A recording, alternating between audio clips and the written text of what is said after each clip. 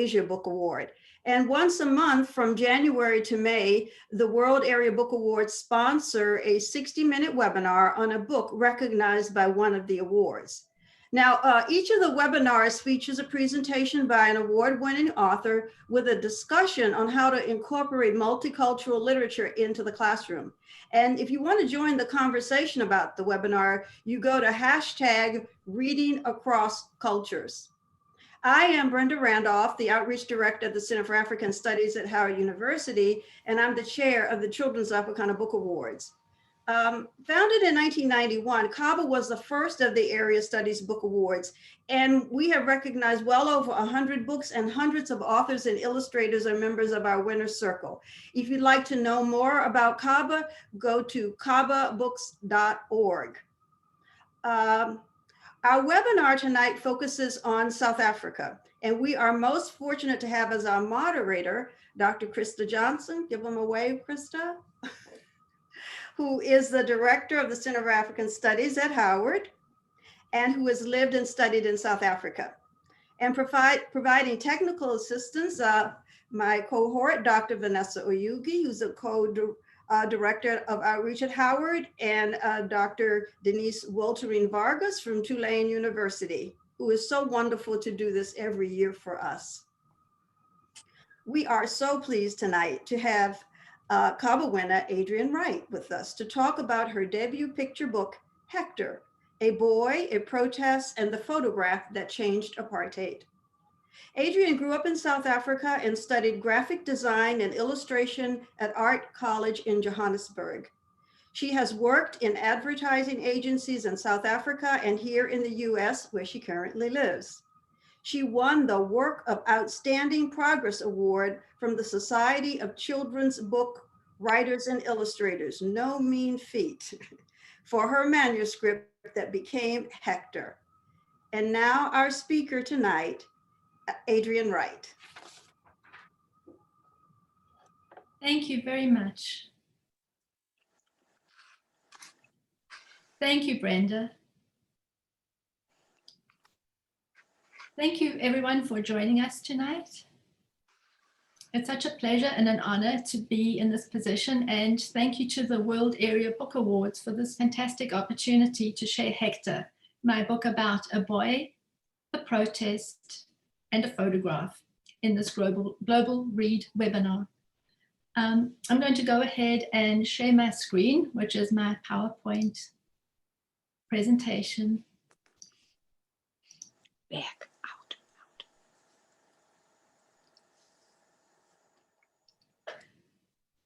And everybody, please mute yourselves. Okay, my presentation is 1,000 words about a picture, making Hector, a boy, a protest, and the photograph that changed apartheid.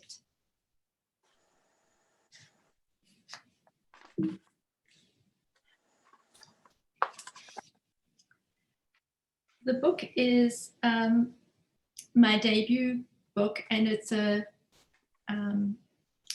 biography of a photograph, really, and it's a graphic novel style picture book, and it was published in 2019. And I was really lucky to have a wonderful editor and publisher to help me with it. My editor actually spent some time in Soweto, and so she knew about the incident, the protest, and she knew about the Hector Peterson Museum.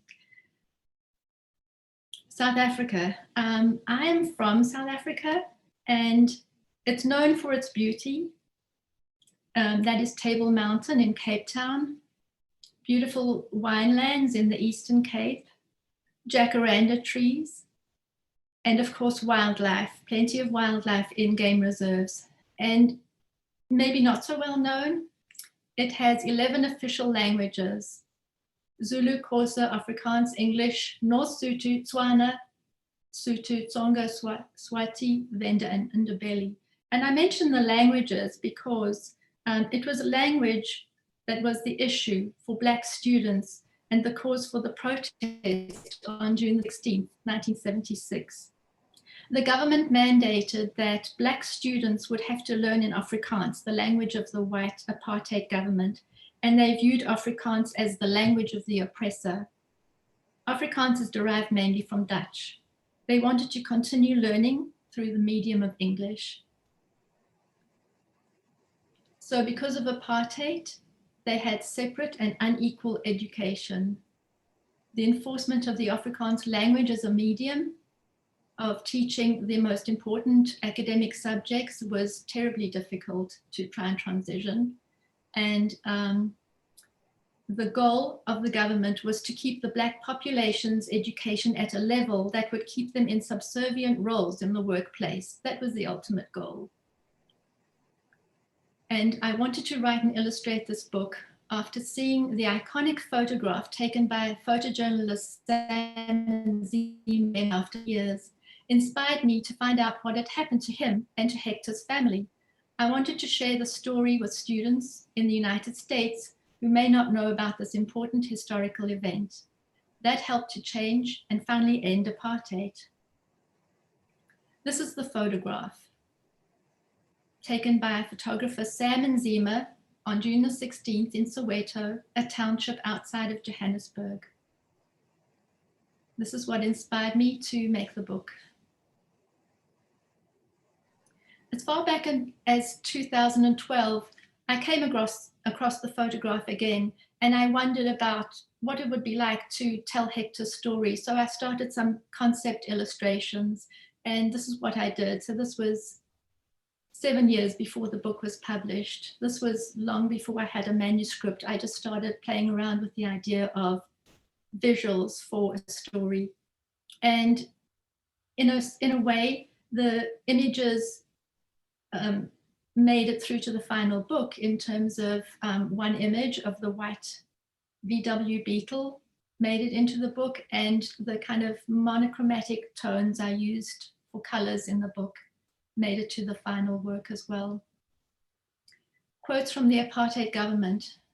This is what the apartheid government decreed. There is no place for the Bantu in the European community above the level of certain forms of labor. What is the use of teaching the Bantu child mathematics when it cannot use it in practice? That is quite absurd. Education must train people in accordance with the opportunities in life, according to the sphere in which they live. And I beg your pardon, one more. I have not consulted the African people on the language issue, and I'm not going to. An African might find that the big boss only spoke Afrikaans or only spoke English. It would be to his advantage to know both languages. I'm going to play a short video here that explains it more. It's just a minute and a half.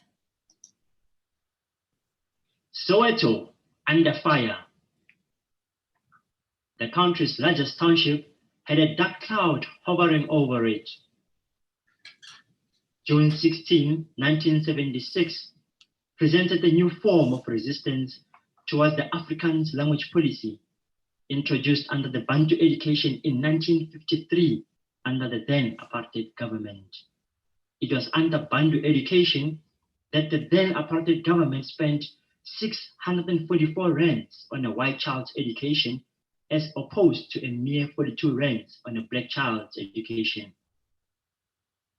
It was such inequalities, coupled with the Afrikaans language being enforced on black students, that led to a revolt. On that fateful day of June the 16th, what was supposed to be a peaceful protest by black students against the Afrikaans language policy turned ugly.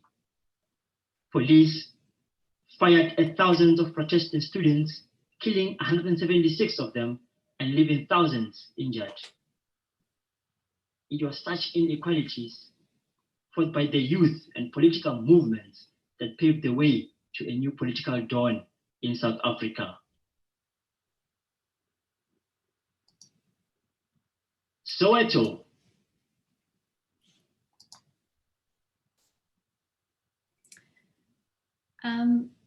Photos of protesters.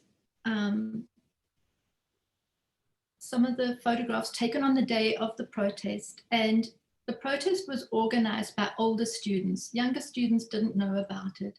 So they took to the streets for a peaceful march. It was organized, and everyone knew that it was supposed to be a peaceful march, and they made their posters and banners and took to the streets and protested and sang. When they sang a song called Nkosi Sikelel' Africa, the police were enraged because this was a banned song and they weren't supposed to sing it. And the police also blocked the protesters with these big vehicles called hippo vehicles, bottom right-hand corner, and they used dogs, tear gas, and bullets to attack the students. The students never reached their destination, Orlando Stadium, where they were going to hold a protest. This is the photograph of Hector as it appeared on the front page of the World newspaper the evening of the protest. Sam Nzima, the photographer, worked for the World, and he was out on assignment that day covering the protest, and his photograph was made the front page of the newspaper in South Africa that day, and the following day it was shared around the world, and it made front pages around the world.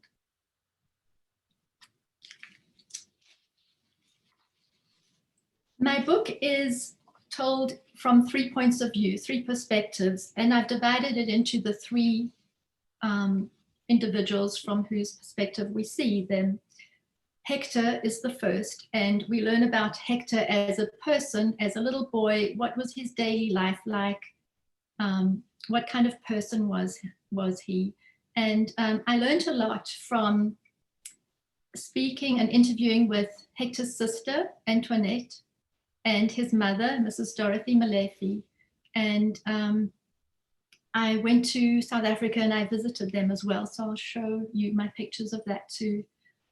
I'm going to do a short reading from the book. This is from Hector's section, the day of the event. And being a younger child, he didn't know about the protest. So he went to school thinking it would be a normal day of school.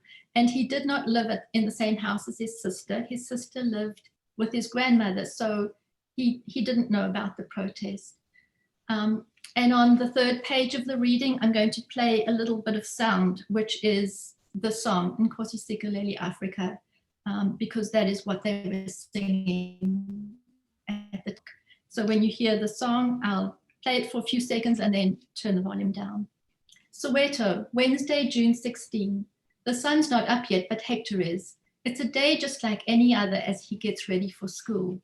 Ma, can I wear my long trousers today? No, you know the school uniform is shorts, but it's so cold outside. One day we're going to have a bathroom inside with a hot tap and a toilet. You were always dreaming and joking. Tamaya Sentle, Zolile. Sala Sentle, Ma, stay well. Are we going to practice some karate moves after school, Hector? I'm practicing legs are cold stance. Hector and his friend climbed the stairs at the railway station.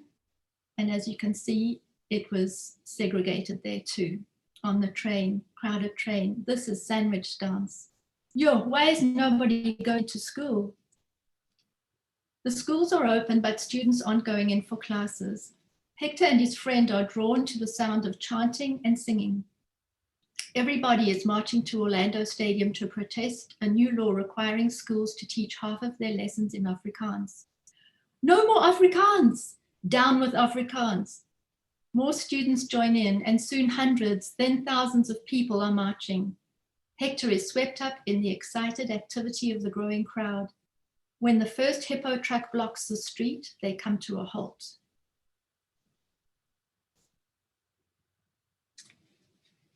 Not to be intimidated.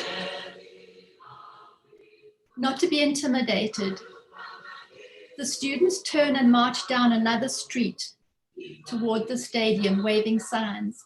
They sing the government band anthem, Nkosi Sikelel' Africa, God bless Africa. Hector spoke in the meeting, here are petitions, God bless us, your children.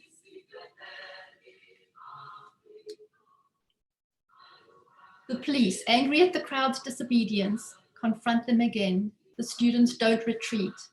The police blow their whistles and shout threats. Their dogs bark. A canister of tear gas explodes in the air. Pow! Hector looks around frantically for his friend. Then he hears his sister's familiar voice. Hector, you shouldn't be here. We have to get you home. Now. Bang, bang. And then that's the end of Hector's section of the book. But I'm just going to show a few spreads from other parts of Hector's section, just to give you an idea of what kind of child he was. He loved karate. He saved up his pocket money to watch Bruce Lee movies at the church. He did chores for neighbors. He spent the pocket money on movies at the church. He played soccer with his friends. He did chores, as you can see in the bottom middle spread. That's him doing some shopping at the spaza. A spaza is a small unofficial store, sometimes in a house. And again, doing chores with his sister and his mother. And this is Hector on his 4th birthday. I'm going to read a little bio that I have in the back matter of the book. Hector's mother, Dorothy Malefi, often called him Zolile, his traditional name meaning calmness. She didn't know about the protests and only learned about her son's death when she returned home from work that evening. When she saw the photo of Hector on the front page of the newspaper, she thought he was wounded. After journalists borrowed the family photographs that were never returned, that photo was the only one Dorothy had of her son until 2014, when a magazine found a photograph in their archive. Hector, dapper in a suit and hat, posing on his 4th birthday.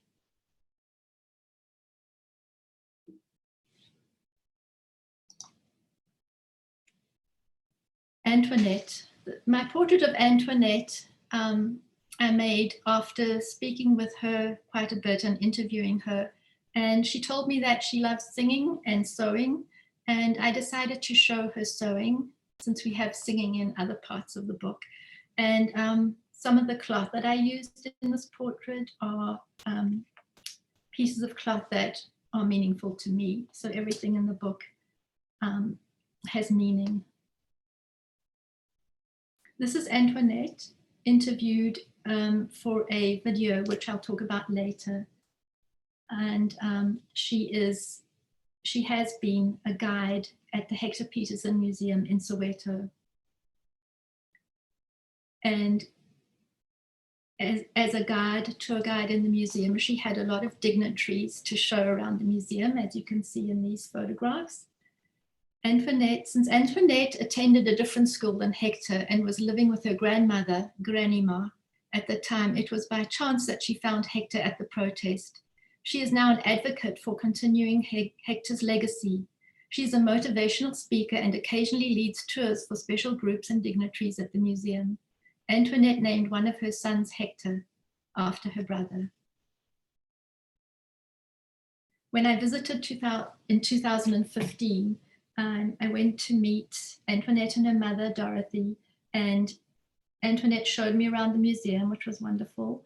And we went for lunch, and I went to visit Mrs. Malefi at her home, which is where Hector grew up, and she lives in the same house.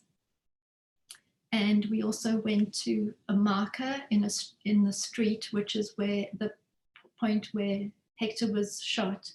And then we also went to the cemetery to see Hector's grave.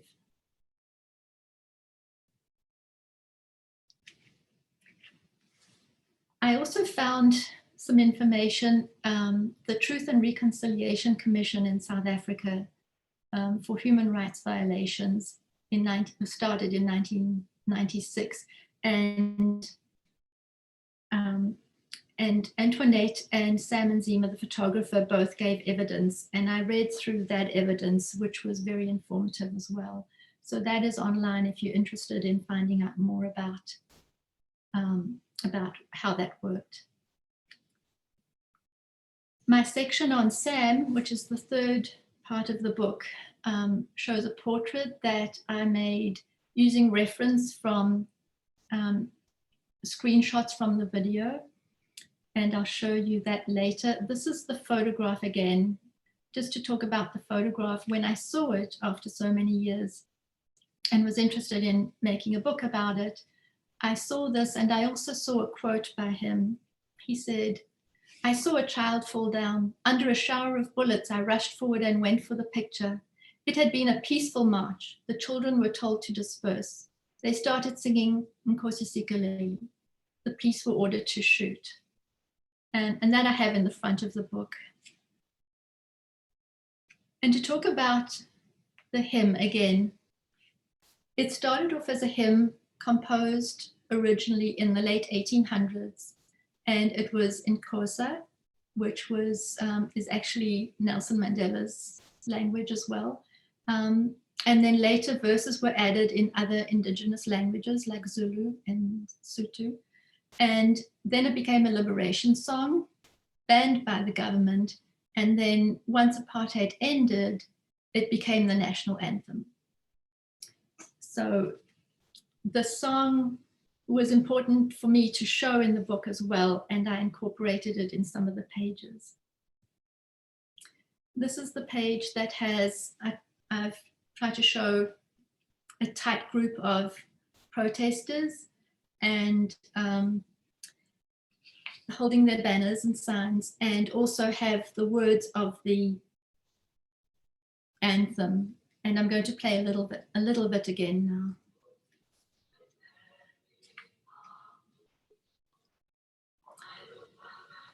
To use actual faces for this illustration was a lot of work. There are over 60 faces in this spread. And I wanted to show a couple of famous faces. So I've put in a couple of famous South Africans and a couple of famous and some living, some not living faces of young, mostly boys, who have been killed at the hands of the police.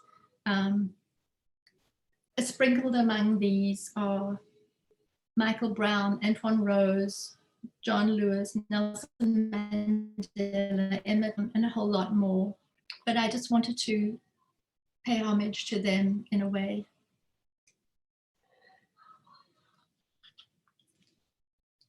Sam was very clever. He knew that what he was photographing was very important, and he hid the roll of film that he used to shoot the photographs of Hector.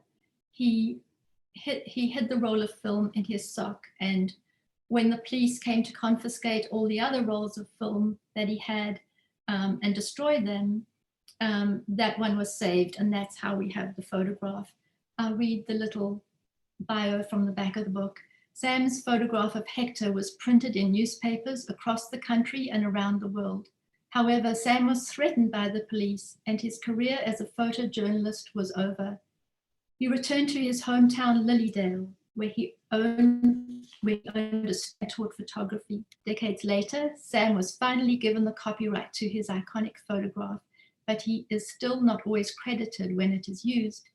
If not for Sam's quick thinking, hiding the roll of film in his sock, the cause of the students and apartheid itself might not have received the global attention it did. Sam died on May 12, 2018 at the age of 83. And I was actually in the middle of, doing the illustrations for this book when I heard that he had died. So he never got to see the book. This is Sam with his editor, top right-hand picture, Percy Kwaboza, at the World newspaper. The newspaper was banned fairly soon after this protest took place. and Percy Corboza was jailed for a while. This is Sam with his photograph, I beg your pardon, with his camera he used to take the famous photograph, and I used it as reference for an illustration in the book.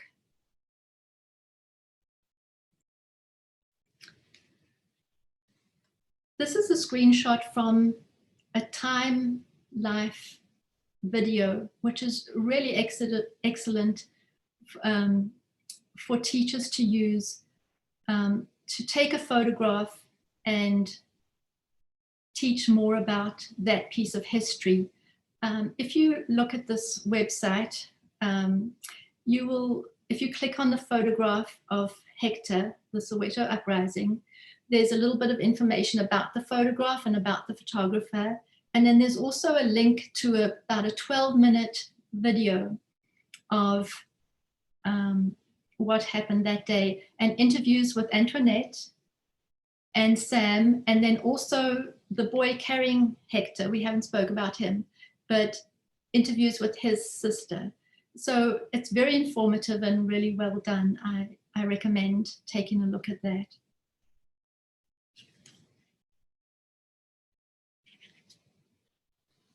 More pictures of Sam with his camera, and after the photographs were published in the World newspaper, he was harassed by the police and he had to leave Johannesburg, and he went to his village of birth in the Eastern Transvaal, and he was under house arrest for a while, and he never worked as a photographer again. The photograph changed his life, and he was quite bitter about it. And it was only after many years that he was given credit and license for the photograph.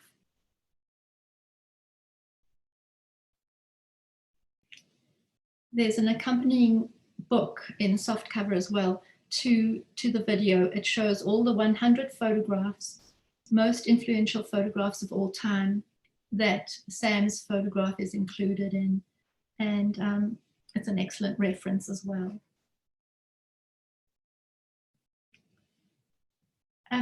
I've included this video link. I'm not going to show it because it's a TV commercial, but he was, it just shows him as a very charismatic person, and he's quite an amazing, smart man, and I would recommend taking a look at it because it informs the audience about him as a person as well. And there are lots of online articles if you want to read more about him and his life.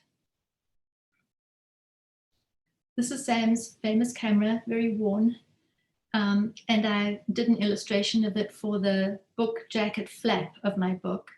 And a small anecdote he told me was that Hillary Clinton, when she visited in the 90s, offered to buy the camera to bring it back to the States, and Winnie Mandela didn't want that to happen, and she wanted it donated to the ANC, the African National Congress's Women's League, and Sam said no to both of them.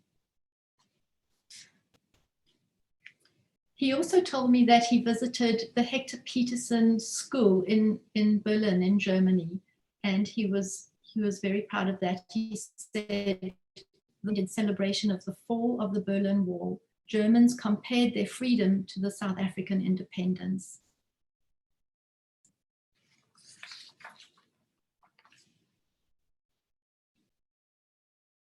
Showing the photograph again to talk about Morissa Makubu, the third person in the photograph. He was a teenager who carried Hector out of the street. He said afterwards that he could feel the heaviness of Hector and knew that he was already dead as he placed him in the car. After the photograph was published, 18-year-old Morissa was harassed by police and went into exile. His mother last heard from him in 1978 when she received a letter from him postmarked from Nigeria, where he'd sought refuge.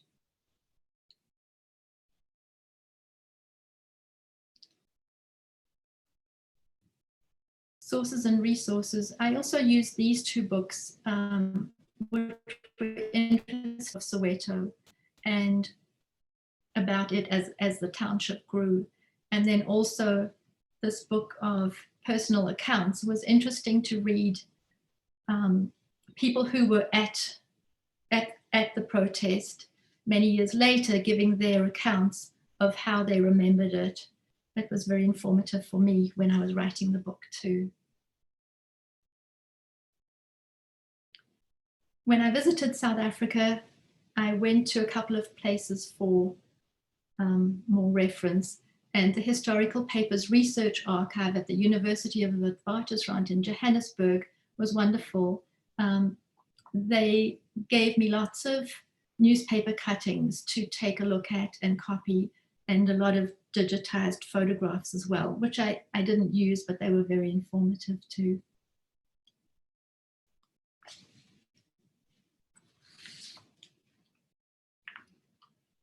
I also went to the National Library of South Africa in Pretoria, and I went into their archives, and they brought a lot of microfilm to me so I could take a look at it and look at newspapers from 1976, from the time of the protest, to find newspaper articles and photographs of the event, of the protest.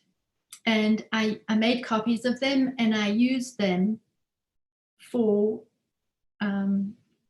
many of the illustrations in the book, in which I've used collage. So anytime you see a little piece of printed newspaper, it's a little piece of information about the protest itself, or about Hector, or about the secret police. It's not just pieces of newspaper. It's intentionally placed there.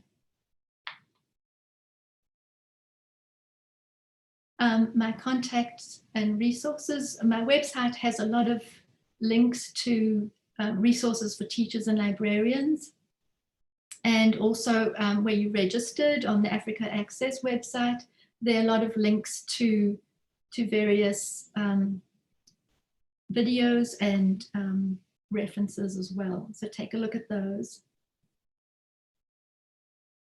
I have my publisher made a teacher's guide for me, and this is just a screenshot of it. It's very comprehensive. I think they did a really good job of it. So I think that's worth a look. And I also made some worksheets for how to use a photograph, and then how to build a backstory and predict an outcome for it. So I gave an example using the photograph of Hector, but you could use any photograph for that. It's really interesting to see what kids come up with if you give them this worksheet before they read the book, so they can figure out what happens from the photograph, what they think happens, what they think happened, and then what actually happened.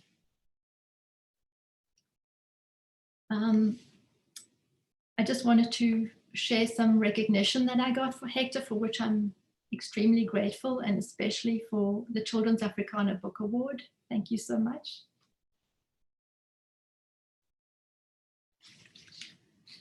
And as an activity to do after a school or library presentation, I like to ask the students to make a poster, to be an up for believe in, that they think is worth standing up for, just like the students in Soweto did. And it's really interesting to see what they come up with. It's wonderful. And that's all. And thank you very much.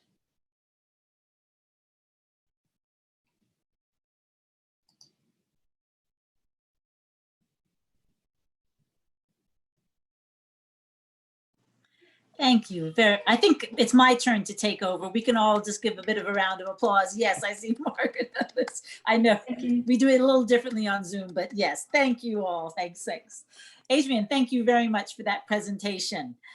Really fascinating. I'll just preface by saying I'm a I'm a professor and I'm a professor of political science. And so I'm a student of South African politics. So your book was really, I mean, the story of course was known to me, but your book was really interesting in terms of bringing in really a lot of facts that I didn't necessarily know. And so I'm not also an educator in terms of, looking at this. I actually had my son read it, but other than that, I wasn't really necessarily, I'm probably not the best one in terms of how do we bring this into the classroom. But let me start off by asking a couple of questions, and then I'm sure if people can begin to populate the chat with their questions, and I'll actually invite you to actually unmute yourselves and ask your questions in just a few minutes. I thought, reflecting on this story, on the Soweto student uprisings, and really South Africa's, in many ways, miraculous transition to a multicultural, democracy, has a lot of lessons for the rest of the world to learn from. And so I'm just curious. So my first kind of question was, and I think it's useful maybe for the audience to hear this as well, for you, if you don't mind, to just perhaps give us a bit of a reflection of your upbringing in South Africa. And I mean, it's really interesting to me as well how, maybe you can speak specifically as well, how you relate to this story as, as part of your history, right? As part of, your country's history and whatnot. I think that's an interesting a story or interesting dynamic to tell, if you don't mind. Yeah, certainly. I grew up during this era, so I'm roughly Antoinette's age. So I didn't experience what she experienced, of course. I lived in a white suburb and I went to a white school. So of course my upbringing was very different. I consider myself very lucky, well, fortunate that my parents brought me up in such a wonderful way and taught me that what was right and what was wrong. So I knew from an early age what was going on was wrong, and my parents were very politically, active and conscious of what was going on. So I really had that as an advantage compared to some of my schoolmates and friends who didn't, whose parents were part of the apartheid establishment.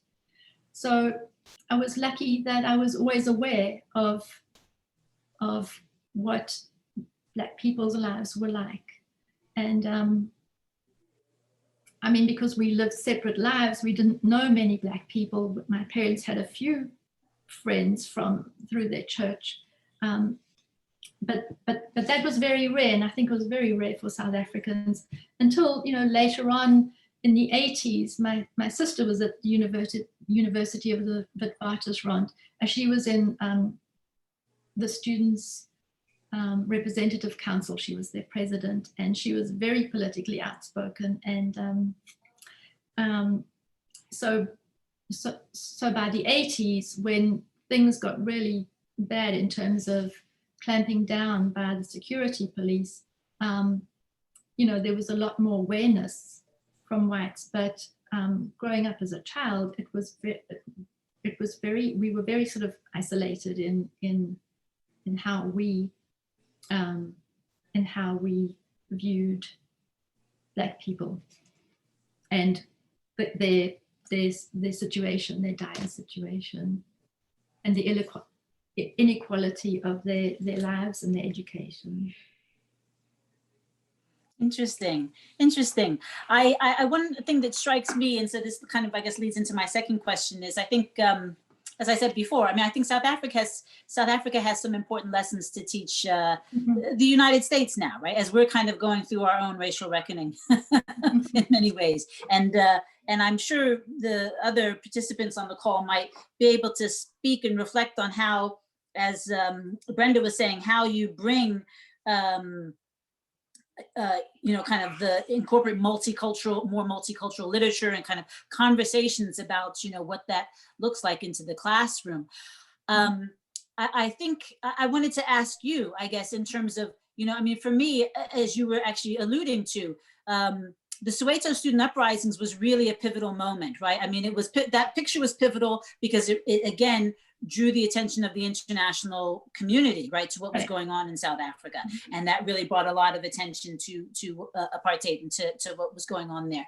But it was also pivotal inside the country, as you said, because this was it sparked really an ongoing student movement that spread not just, you know, among the Black townships, but even to the white areas and schools. And so you had people like yourself and your sister and whatnot, you know, joining and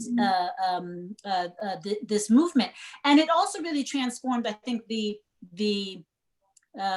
focus or the shape of the kind of the end game in some ways, because it then became clear that the end game wasn't, you know, majority rule in the sense that Blacks now would be, you know, in control and, you know, running the show, but that what we needed was really a multiracial, multicultural society, right? And so now it's not surprising, right? All right,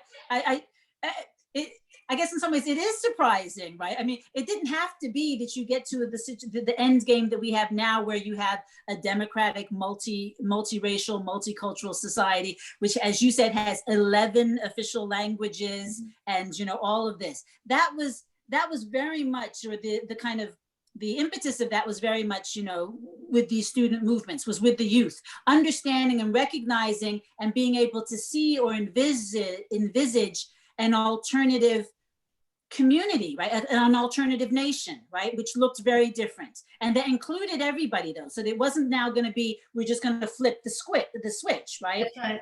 Absolutely. Yeah. Yeah. So you put it so well. Thank you. Oh, okay. Well, then now I want your thoughts on our predicament today, right? Because here we are sitting in the United States, and we have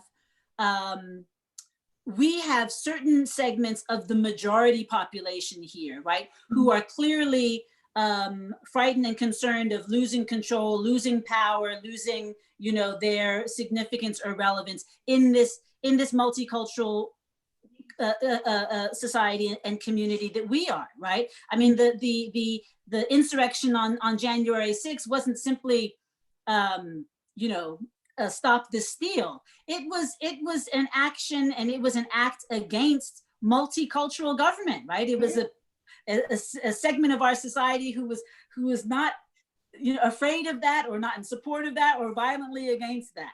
So I'm just curious, again, I want to maybe get your lessons. I mean, what may be some of the lessons and the ways maybe in which I'm at the university level, but let's maybe try and bring it down to, you know, the K through 12 level. I mean, what are some of the lessons, or for the moment, the moment that we're in here today, you know, in the United States? What would you say? I'm curious.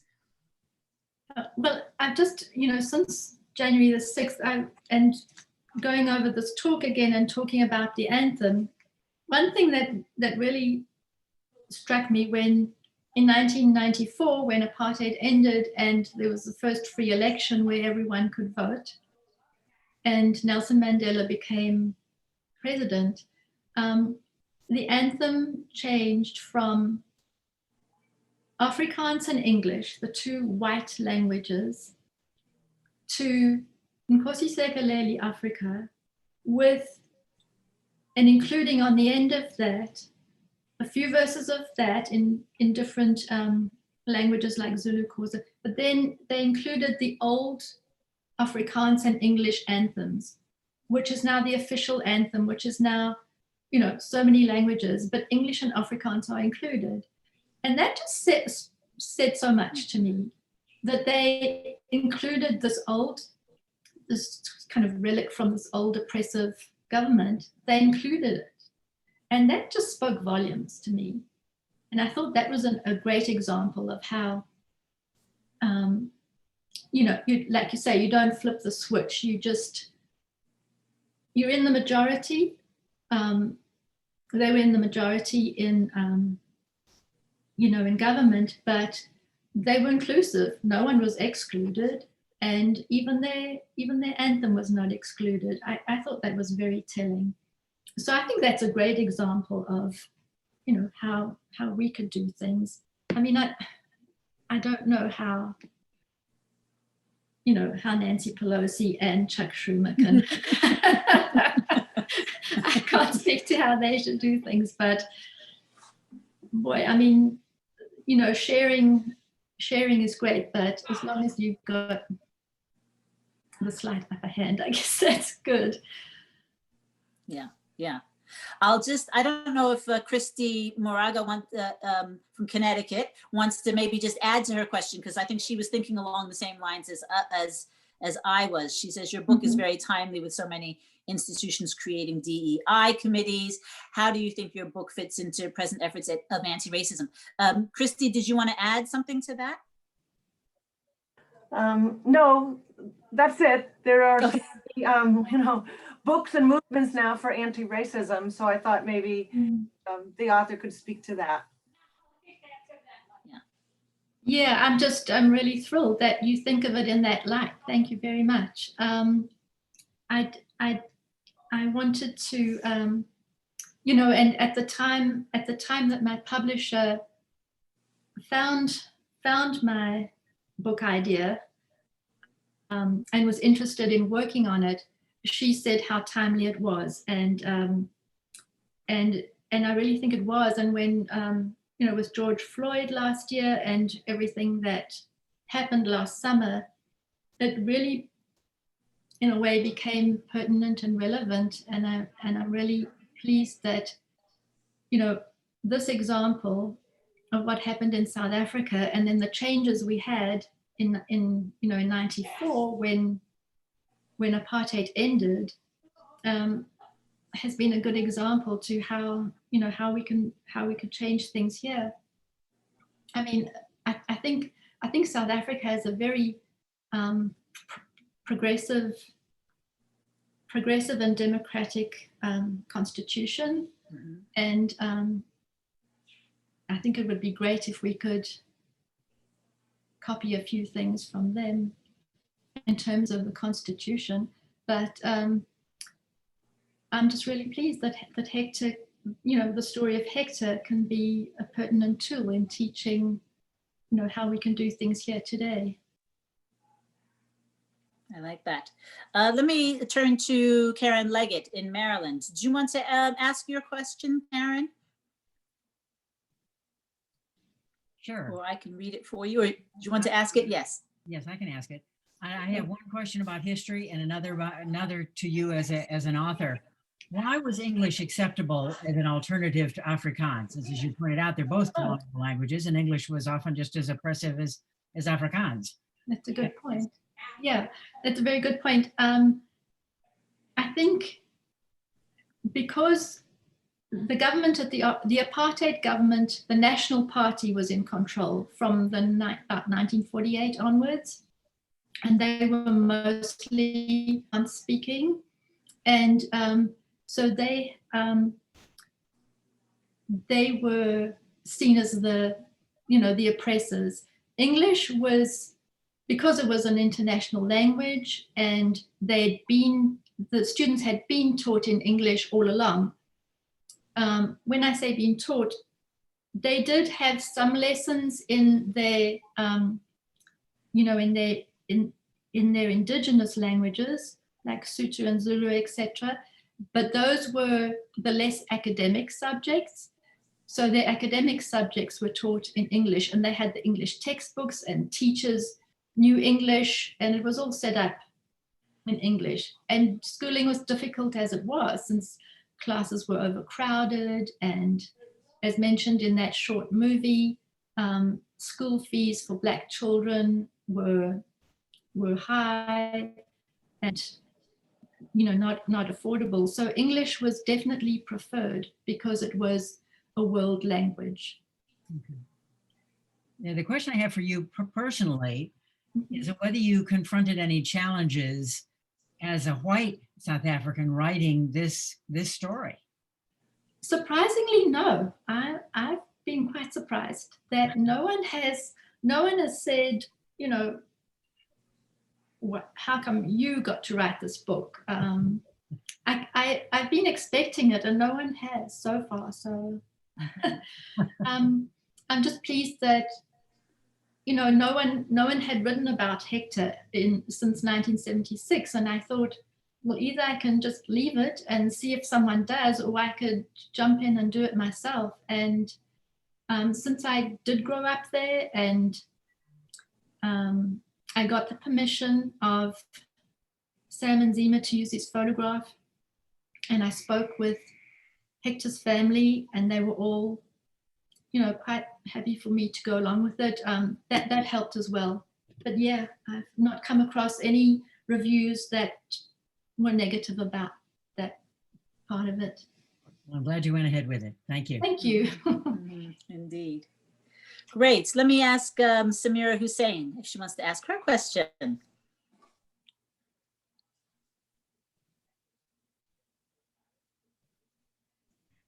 Yes, thank you. This is wonderful, and I'm glad I logged in to hear you. I will never forget when I heard the announcement about Nelson Mandela being released, and I had the children in the car to drive them to school, and I started crying, and they looked at me and they said, "Why are you crying?" And I explained to them, they were in like an elementary school at that time, and that was a moment I will never forget. I witnessed a few arrests here in Washington, D.C., where people were protesting, you know, and I was fascinated because I didn't know too much about the history, you know. Being Palestinian, I already had my own issues and my own war, refugees and everything. But what I wanted to say is, how can you tell us if you compare the South African apartheid to the Israeli apartheid? You know, in Palestine, they have two different roads, one for the Palestinians and one for the Jewish Israelis, and two color tags, license plates. They can tell who's Palestinian and who's not. And also the schools, of course, so segregated. I mean, is there any hope, any comparison, any ideas what you think that you can enlighten us with? Thank you. Oh my goodness. I really can't say that I know enough about the Palestinian-Israeli situation to comment on that. I didn't know that there were different colored number plates and roads, etc., and segregation in that way.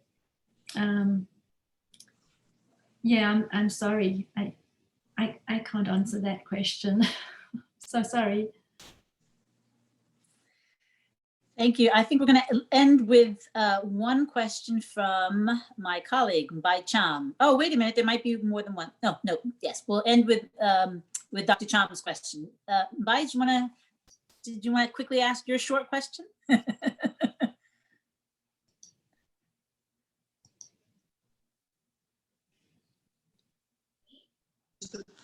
Oh, sorry. Can you hear me? Yes. Yes. Yeah, I was off mute there. No. Just interested to see if there are any plans for to adapt the story to another medium like film or video. Wouldn't that be wonderful? I mean, I think that would be great. When I signed my contract with the publisher, there was mention of that in the contract, not that was on the horizon, but if anything were to happen. And I thought, my goodness, I hadn't even thought of that as an idea. And wouldn't that be great? But it did remind me of a few years ago, long before I was published, I took my manuscript to one of the children's book writing retreats, and we had what we call first pages, where someone would read the first page of a manuscript to the panel of editors and agents who would critique it, just so they have like a first glance of what story sounds like. And one time someone read my first page of a different version of Hector, because it's gone through many versions, of course, before it was published. But this agent said, "Oh, I can just hear the music coming up in the movie behind this." And I thought, oh, that sounds good. I would love for that to happen. But yeah, it's at this point, you know, there's no talk of that, but it would be wonderful. Thank you. Thank you for that. That suggestion, indeed. I'm going to, that was the last of our questions, and I want to wrap it up quickly and leave Brenda maybe 3 or 4 minutes to close us out and also maybe give us some exciting news. Yes, thank you so much. That was such a wonderful presentation, Adrienne. It's and your ideas that you've carried out in text and illustrations are very powerful, and it certainly made your book, no question, it was the best book for our Children's Africana Book Award Committee for that year. So Thank you congratulations. so much. Thank you. Yes, I did want to mention that we have, you all are the first to hear that our new winners for 2021, the books that have won the Children's Africana Book Award are available and at kababooks.org. So I invite you afterwards to go and take a look at our new winners. We will be also having some upcoming programming. COVID interrupted our ability to have award ceremonies in 2019 and 2020. So we're working on visual presentations that we will provide. I have at an Africa Access Review, it's under Read Africa, and you'll drop down and you'll see global webinar, although Adrienne put the direct link to that page. There are some resources on the page that I have there, but Adrienne had more. So what I will do over the next few days is add the ones that she has to that list. So you'll have more resources on South Africa. I think that's the end. Thank you, Krista. Thank you, Vanessa. Thank you, Denise. And thank you to all of you who came and for your questions and all your support. This is the most, the biggest one we've had as a webinar. So we're very pleased. Thank you very much for coming. Good night. Thank you, Brenda. Good night. Good night.